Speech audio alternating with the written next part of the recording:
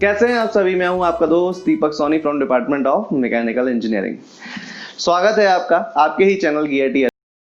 तो जैसा कि मैंने कहा था कि आज एक नया टॉपिक स्टार्ट करेंगे, तो आज हम स्टार्ट करने वाले हैं फ्लूइड मैकेनिक्स। तो फ्लूइड मैकेनिक्स स्टार्ट करने से पहले हमें ये पता होना चाहिए व्हाट इज मैकेनिक्स। तो देखिए, mechanics is a science which deals with the application of forces.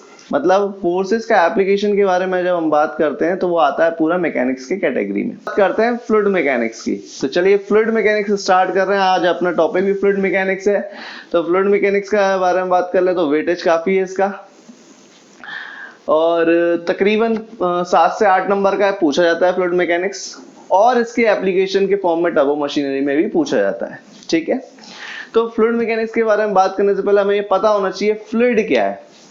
बहुत से लोगों को जानकारी होगी, कुछ को नहीं होगी। एकदम बेसिक डेफिनेशन की बात करूं जो हमने 9-10 तक पढ़ी है, तो fluid is that matter which has the ability to flow. Anything that can flow is known as fluid. मतलब जो भी कुछ फ्लो हो सकता है उसको हम फ्लूइड बोलते हैं। ये 9-10 तक की स्टेटमेंट थी, वो करेक्ट थी, कोई समस्या नहीं थी। लेकिन from engineering point of view fluid has a different definition. Fluid वो मैटर है which undergoes continuous deformation under the action of external forces। मतलब यदि किसी मैटर पर, किसी बॉडी पर हम एक्सटर्नल फोर्स लगा रहे हैं, स्पेशली shear फोर्स, तो वो क्या होगा, डिफॉर्म होने लगेगा। ऐसा क्यों होता है? क्योंकि fluid do not have shear strength. मतलब फ्लूइड के पास shear स्ट्रेंथ नहीं है, वो shear स्ट्रेस को बर्दाश्त नहीं कर सकता। इसलिए जब भी हम किसी बॉडी पर फोर्स लगाते हैं, स्पेशली shear फोर्स लगाते हैं, तो वो कंटिन्यूअसली डिफॉर्म होता रहता है। अच्छा, फ्लूइड और सॉलिड में क्या अंतर है? जैसे मान लेते हैं 10 न्यूटन हमने फोर्स लगाया सॉलिड पे, तो सॉलिड क्या होगा, एक पॉइंट तक डिफॉर्म होगा और फिर रुक जाएगा। बट फ्लूइड में क्या, अगर हम कंटिन्यूअसली लगाए जा रहे हैं तो वो डिफॉर्म होता रहेगा, डिफॉर्म होता रहेगा, डिफॉर्म होता रहेगा अनटिल अनलेस आप एक्सटर्नल फोर्स हटा ना दो। ठीक, समझ में आया? अब फ्लूइड मैकेनिक्स क्या है? Study of forces over fluid is considered as fluid mechanics. मतलब जब हम फ्लूइड की स्टडी करते हैं, एप्लीकेशन करते हैं फोर्सेस का, और फिर फ्लूइड बिहेवियर के बारे में जानकारी लेते हैं, वो सब आता है फ्लूइड मैकेनिक्स की कैटेगरी में। क्लियर है? अब फ्लूइड मैकेनिक्स जो है उसको भी 3 पार्ट में डिवाइड किया गया है। पहला पार्ट है फ्लूइड स्टैटिक्स, सेकंड पार्ट है fluid kinematics, and third part है फ्लूइड डायनामिक्स। सर ये फ्लूइड स्टैटिक्स, फ्लूइड काइनेमैटिक्स और फ्लूइड स्टैटिक्स क्या है उसके बारे में बताइए। तो देखिए, जब फ्लूइड रेस्ट में है, अच्छा फ्लूइड रेस्ट में इसका मतलब क्या है, उस पर कोई भी एक्सटर्नल फोर्सेस नहीं लग रहे, यानी कोई भी अनबैलेंस shear फोर्सेस नहीं है। तो जब हम फ्लूइड रुका हुआ कंसीडर कर रहे हैं, उसमें जो एनालिसिस होगा वो सब किस कैटेगरी में आएगा, फ्लूइड स्टैटिक्स में। व्हाट इज फ्लूइड काइनेमैटिक्स और फ्लूइड डायनामिक्स?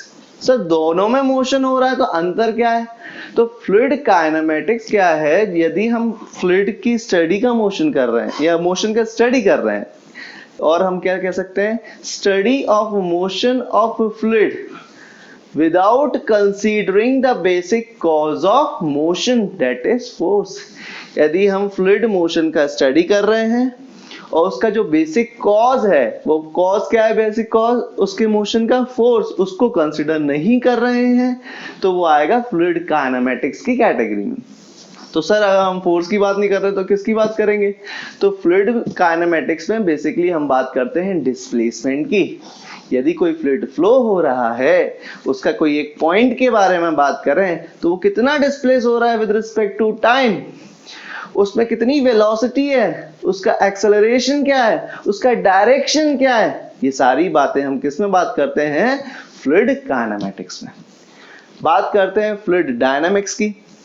तो फ्लूइड डायनामिक्स काइनेमैटिक्स की जैसे ही है, बस इसमें हम कंसीडर करते हैं बेसिक कॉज ऑफ मोशन को, डेट इज फोर्स को। तो study of fluid motion considering the basic cause of motion, that is force.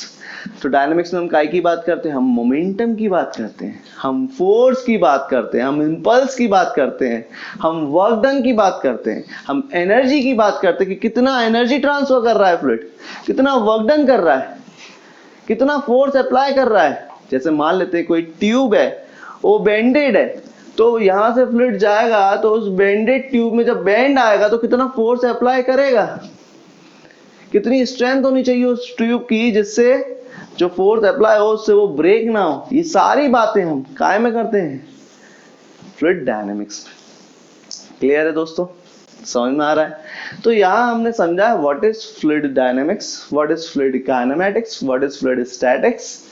और पीछे जाए तो फिर हमने और समझा कि भाई ये फ्लूइड क्या है। और पीछे जाए तो हमने समझा मैकेनिक्स कितने प्रकार के, 3 प्रकार के मैकेनिक्स हैं, जिसमें से हम लेकर आए भी फ्लूइड मैकेनिक्स। चिंता मत करिए, इंजीनियरिंग मैकेनिक्स सोम भी हम ही पढ़ाएंगे, तो परेशान होने की आवश्यकता नहीं। सिर्फ एक ही चीज को याद रखना है, दैट इज गियटी है, जहाँ पे आपको सब कुछ मिलेगा। क्लियर है दोस्तों? चलिए, तो हमने अभी क्या समझा, फ्लूइड मैकेनिक्स क्या है, फ्लूइड मैकेनिक्स कितने टाइप के हैं, ठीक। डायनेमिक्स समझ में आया, काइनेमैटिक्स समझ में आया, स्टैटिक्स समझ में आया। अब बात करते हैं फ्लूइड प्रॉपर्टीज की। तो आज मैं कुछ प्रॉपर्टीज के बारे में बताऊंगा और अगले लेक्चर में प्रॉपर्टीज को अपन खत्म कर देंगे और with some numerical, with some objectives. Clear है दोस्तों? चलिए, सबसे बेसिक प्रॉपर्टी की यदि मैं बात करूं, दैट इज मास डेंसिटी। अभी मास डेंसिटी क्या है? बहुत सारे बच्चे इससे फेमिलियर होंगे विथ नोटेशन रो, रो के नाम से आप फेमिलियर होंगे। तो व्हाट इज मास डेंसिटी? तो भैया mass density is a mass per unit volume, कि भैया कोई फ्लूइड है वो कितना मास कंसीडर कर रहा है, कितना मास कंटेन कर रहा है फॉर अ यूनिट वॉल्यूम। समझ में आ रही बात? तो भाई इसकी यूनिट क्या होगी सर? भैया रो बराबर क्या आ रहा है, रो बराबर मास अपॉन वॉल्यूम, या मास डेंसिटी बराबर मास अपॉन वॉल्यूम। यूनिट क्या हो जाएगी इसकी? केजी पर मीटर क्यूब। क्या होगी यूनिट बेटा? केजी पर मीटर क्यूब। क्लियर है? कोई समस्या तो नहीं है? चलो बहुत अच्छी बात है। नेक्स्ट प्रॉपर्टी पे चलते हैं अपन। नेक्स्ट प्रॉपर्टी जो है आपकी, वो प्रॉपर्टी है रिलेटिव डेंसिटी। क्या है? Relative density. सर हमने मास डेंसिटी के बारे में बात करी, अबे रिलेटिव डेंसिटी क्या है? नाम से ही समझ में आ रहा होगा कि रिलेट करना है किसी चीज से। क्या? रिलेट करना है किसी चीज से। अच्छा, इसको एक और नाम से भी जानते हैं, बहुत से लोग अलग तरीके से भी बताते हैं, स्पेसिफिक ग्रेविटी। तो व्हाट इज दिस? इसको हम डिनोट करते हैं आर से ही। So what is relative density? Mass density or weight density of a given fluid to the mass density or weight density of standard fluid is called relative density. तो sir यहाँ पे standard fluid क्या है? Sir यहाँ standard fluid दो case में लेते हैं, मैं अभी आगे आपको बताऊंगा व्हाट इज कंप्रेसिबिलिटी और इनकंप्रेसिबिलिटी। यदि फ्लूइड कंप्रेसिबल है, तो कंप्रेसिबल मतलब जिसमें कंप्रेस होने की एबिलिटी है, that is air. Gases, gases कैसे फ्लूइड है? फ्लो कर सकते हैं, यस फ्लो कर सकते हैं। कंप्रेस हो सकते हैं, बिल्कुल हो सकते हैं। तो जिसमें कंप्रेस होने की एबिलिटी होती है, ऐसे फ्लूइड को हम बोलते हैं कंप्रेसिबल फ्लूइड। तो कंप्रेसिबल फ्लूइड है, उस केस में स्टैंडर्ड फ्लूइड हम कंसीडर करते हैं एयर को। और यदि इनकंप्रेसिबल है, कंप्रेस नहीं हो पाता, दैट इज लिक्विड। लिक्विड कैसे होते हैं? इनकंप्रेसिबल। उसको दबाया जा सकता है? नहीं, बहुत कम कंप्रेसिबिलिटी होती है, तो नेग्लिजिबल होती है, उसको हम कंसीडर करते हैं जीरो। क्लियर है कि कंप्रेसिबिलिटी कितनी है लिक्विड की? जीरो। ठीक है, तो स्टैंडर्ड फ्लूइड क्या होगा in case of incompressible fluid? तो इनकंप्रेसिबल फ्लूइड के केस में स्टैंडर्ड फ्लूइड होगा आपका लिक्विड। लिक्विड नहीं, वाटर। ठीक है, अब यहाँ डेंसिटी की बात करते हैं। तो भैया एयर की डेंसिटी तकरीबन या अप्रोक्सीमेटली 1 kg पर मीटर क्यूब, और वाटर की डेंसिटी अप्रोक्सीमेटली 1000 kg पर मीटर क्यूब। क्लियर है बात? समझ में आया? तो यहाँ पे आपका रिलेटिव डेंसिटी और स्पेसिफिक ग्रेविटी की बात हो गई। अच्छा, स्पेसिफिक ग्रेविटी और रिलेटिव डेंसिटी में मैंने एक टर्म का यूज किया था, वेट डेंसिटी। मास डेंसिटी के बाद मैंने सीधे वो बताया।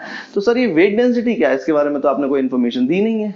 तो वेट डेंसिटी क्या होता है? इट इज चलो, जैसे हमने मास डेंसिटी समझा, that is mass per unit volume, इसी प्रकार वेट पर यूनिट वॉल्यूम, मतलब एक पर्टिकुलर यूनिट वॉल्यूम में फ्लूइड कितना वेट कंसीडर कर रहा है, उसको बोलते हैं वेट डेंसिटी। क्लियर है बात? तो सिंपली इसका फॉर्मूला क्या हो जाएगा? W स्मॉल w बराबर weight upon volume. That is weight की यूनिट क्या है? Weight is a force, gravitational force. तो ग्रेविटेशनल फोर्स की यूनिट क्या होती है? न्यूटन। और वॉल्यूम की मीटर क्यूब, तो इसकी यूनिट क्या हो जाएगी? न्यूटन पर मीटर क्यूब। चलिए आज के लिए काफी है।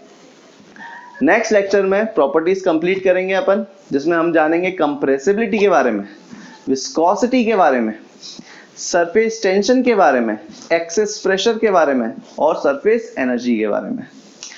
इसी के साथ Deepak Soni signing off. Thank you all.